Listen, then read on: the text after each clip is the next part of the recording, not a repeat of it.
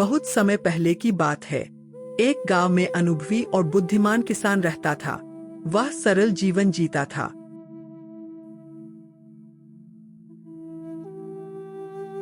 और अपने इकलौते घोड़े को बहुत प्रेम करता था, क्योंकि वही उसकी खेती में मदद करता और उसके पास वो घोड़ा सबसे मूल्यवान संपत्ति थी। एक दिन वह घोड़ा भाग जाता है।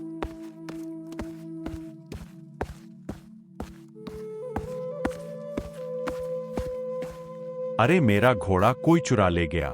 वो ही तो मेरे लिए सबसे प्रिय था। अब मैं क्या करूंगा? गांव के लोग सहानुभूति जताने आने लगे।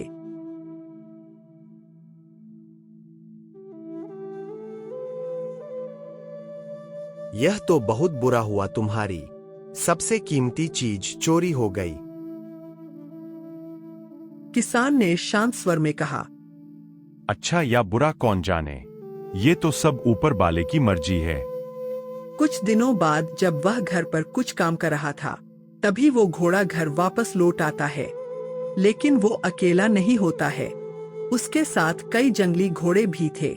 ये देखकर गांव वाले आश्चर्यचकित हो जाते हैं और उस किसान के पास जाकर बोलते हैं, अब तुम्हारे पास एक नहीं बल्कि कई घोड़े हैं। तुम्हारी कितनी अच्छी किस्मत है। किसान फिर भी शांत रहा और उनकी बात सुनता रहा। बाद में बोला, अच्छा या बुरा कौन जाने, ये तो सब भगवान की मर्जी है। कुछ समय बाद किसान का बेटा उनमें से एक घोड़े को काबू करने की कोशिश कर रहा था। तभी वह गिर जाता है, जिसे उसकी टांग बुरी तरह टूट जाती है। यह देख गांव वाले फिर से आते हैं और दुखी स्वर में बोलते हैं,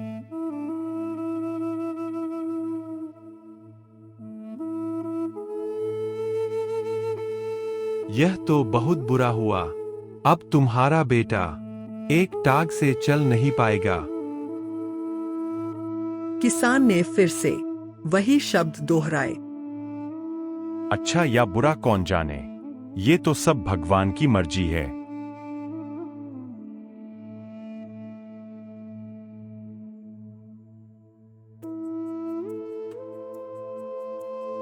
कुछ महीनों बाद राज्य में युद्ध छिड़ गया, जिसके कारण राज्य में सैनिकों की आवश्यकता पड़ गई। जिस कारण राजा ने अपने मंत्रियों की सभा बुलाई और उनसे कहा,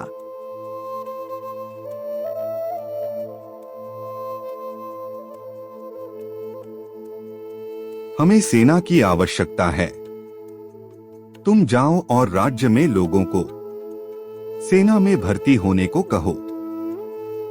ठीक है महाराज, हम अभी अति शीघ्रता से जाते हैं और लोगों से कहते हैं।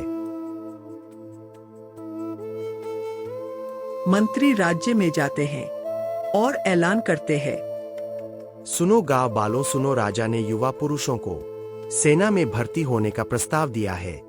जो भी सेना में भर्ती होने के इच्छुक हो वो भर्ती हो सकता है।